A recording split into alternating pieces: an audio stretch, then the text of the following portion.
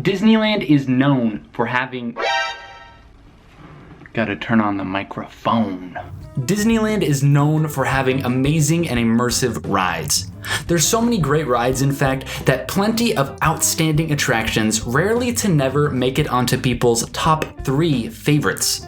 Which is why today I wanted to give you a list of 3 rides that I feel are extremely underrated at the Disneyland park.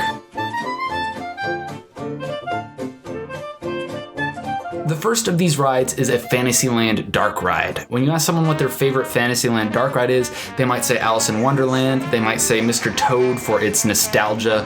Of course, there's Peter Pan with a line that's always over 60 minutes, 90 minutes, always long somehow. And then there's Snow White's Scary Adventure, which I feel gets about the amount of attention and love it deserves.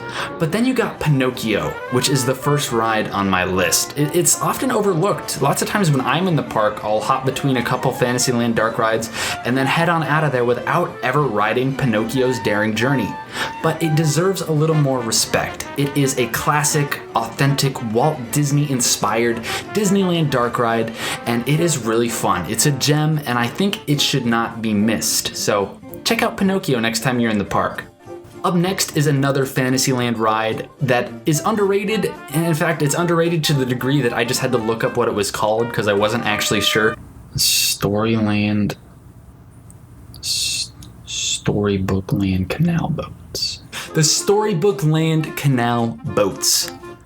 It's kind of an icon of Disneyland, which makes it really weird. When you think of Disneyland, you think of the castle, the Matterhorn, maybe Space Mountain, and then one of the visuals most people will get is Monster the Whale in front of the Storybookland Canal Boats. But how many times do you go to the park without even fully acknowledging that that is a ride? The past 4 or 5 times I've been to the park, I'm not even sure if I've set foot on the attraction or even tried to stand in line. But why? It's an incredible attraction. It might not be an immersive, thrilling ride or a dark ride, but it's cute. It's got plenty of detail as you sail through the canals and look at these amazing dioramas. I think it's worth your time. As long as it's not 100 degrees with a 60-minute line, there's no reason not to check out the Storybookland Canal Boats while you're in the park. This third underrated attraction might surprise you just a little bit. Finding Nemo's...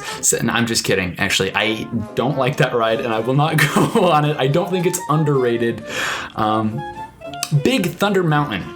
And this time, I'm not kidding. Big Thunder Mountain, one of the biggest e-ticket attractions in the park. You're probably saying... Bram? That's not underrated. Everyone loves Big Thunder Mountain.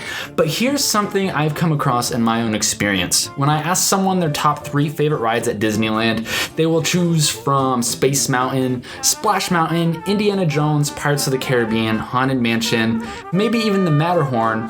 But rarely to never do people put Big Thunder on there. And everyone loves Big Thunder. I'm not gonna say that people don't like the ride or don't give it respect, but somehow as far as the big e-ticket attractions go, at least from what I've seen, Big Thunder is frequently looked over, which is a shame. Even I don't put it on my top 3 when I'm asked, but it's one of the most fun rides in the park. In fact, when I was just back in the park, back in March, within 2 days of being in Disneyland, we went on Big Thunder I believe 4 times. If you request to sit in the back or if you go on it at night, or even if you sit in the very front seat, it doesn't matter. It's a blast. It's an incredible e-ticket attraction.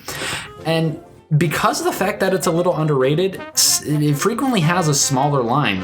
Whenever Matterhorn is at 60, 70 minutes, Space Mountain's at 120 minutes, Indy's at 90 minutes, Big Thunder kind of sits around 45 minutes in my experience.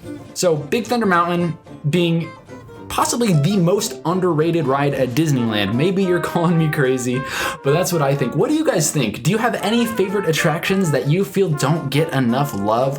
What are your top 3 most underrated rides in Disneyland Park? Tell me in the comments below.